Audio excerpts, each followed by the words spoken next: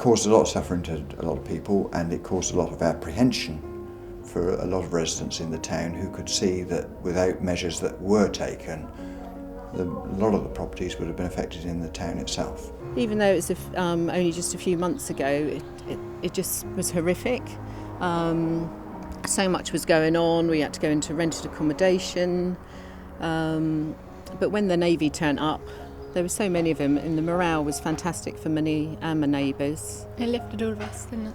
The Navy turned up with hundreds, I'd estimate 800 to 1,000 bags. And within a very short time, and very competently, they put them down, covered them with plastic sheeting, and departed. Back in February, we received the warning order as a ship. Basically, we were told that we may be tasked to go and support Operation Pitch Pole. We'd already planned for the eventuality, so we were pretty comfortable with what we had to do. We got the teams together and jumped on the buses to Winchester. We were coming back from a gig on the coach, and we got a sort of tip-off from one of our colour sergeants, the whole good news, bad news sketch, and it was basically, right, get your bags packed, you're on standby. And obviously, the standby went from being on standby to going through the whole evolution of hot pitch pole.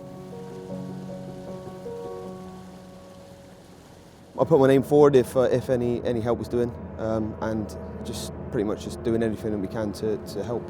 Everyone's in the same boat, yeah, no pun intended. So you had everything from the top brass for the direction and leadership, and then you had the engineers who were helping with, placements and stuff like that, and then everyone else has really had their input. So I think everyone came together sort of to help. Being in the band, we're all playing as one. Drop the instruments for a couple of days, pick up a shovel. We're still all playing as one. There's people holding the sandbags, there's people filling the sandbags, there's people tying the sandbags, putting them on a pile, and then just going round and round and round. We were filling about 2,000 sandbags an hour, and I think by the time we left, there were about 50,000 sandbags. As we got into the week, and things got a little more competitive, and it was who can fill the fastest, who can lift the most.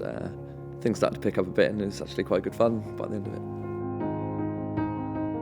To know that we're helping local people as well, it's just whenever we get an opportunity to help the local people, it's always a good effort. We had people coming out with trays of tea every 20 minutes, and they were just saying how grateful they were, and you could see us, all working hard for them, and it was just brilliant to see that they were actually happy. Just to know that they were feeling better because they were getting that protection and they had that help, it makes you really proud. You just know in the back of your mind while you're doing it that you are doing some good, however big or small it is. You contribute, I have to say that they were young, enthusiastic, and they were disciplined, which has changed my opinion of young people. Despite the fact that they were knackered, they still went that extra mile to help people, and the reassurance they gave to older residents is immeasurable, and I am truly grateful and proud of the service. To feel that they were here to support us was fantastic, really was. So thank you. To the lads and lasses of the Royal Navy, I'd like to give them my grateful thanks and that of my neighbours. Thank you.